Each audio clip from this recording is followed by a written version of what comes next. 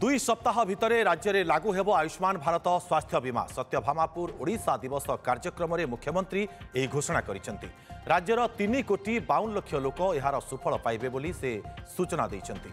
राज्य भितर और बाहर मेडिकल रे चिकित्सा सुविधा मिलिबो। 29,000 मेडिकल रे मिलिबो चिकित्सा सुविधा बोली कहिसेंति मुख्यमंत्री।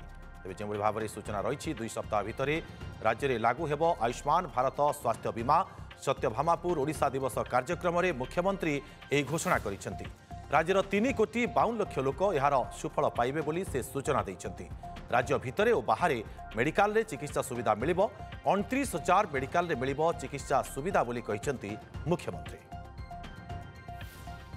स्वास्थ्य क्षेत्र में किभली भाव में लोकंक पाखरे प्रत्येक व्यक्ति पाखरे सुलभ और गुणात्मक स्वास्थ्य सेवा पहुँचा जाई पारिबो सेथिपाई विगत दिन में जहाँ गत सरकार ताकू लागू करे नथिले आयुष्मान भारत योजना आम सरकार आसिला परे आयुष्मान भारत प्रधानमंत्री जन आरोग्य योजना हो गोपबंधु जन आरोग्य योजना मिलित भाव में आम कार्यकारी आरंभ करने जाऊँ।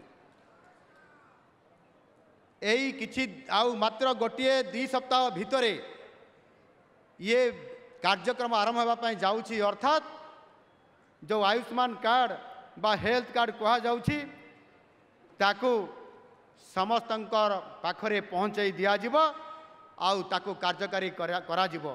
आउ सेथिपाई 3 कोटी सारा ओडिशार 3,52 लाख लोकंकु आमे ये आयुष्मान कार्ड समस्त को देबू जो थे 29,000 डाक्तरखाना रे सारा भारत वर्षर आगे मात्र 900 थिला या पूर्व गत सरकार करथिले 900 रु आमे सारा भारत वर्षर जिते प्राइवेट हॉस्पिटल अच्छी ओडिशार सरकारी प्राइवेट हॉस्पिटल समस्त को मिसाई 29,000 डाक्तरखाना रे चिकित्सा सेवा यह माध्यम आपण मानको मागणार पुरुष मान 5 लाख महिला मान 10 लाख एवं परवर्ती पर्यायर जिते बड़े आयुष्मान वयोबंधना योजना कार्यकारी करा जो माने 70 वर्ष अधिक समस्त वयोज्येष्ठ व्यक्ति मानक मागणा स्वास्थ्य सेवा जोगाई देवार व्यवस्था आम सरकार करुछंती।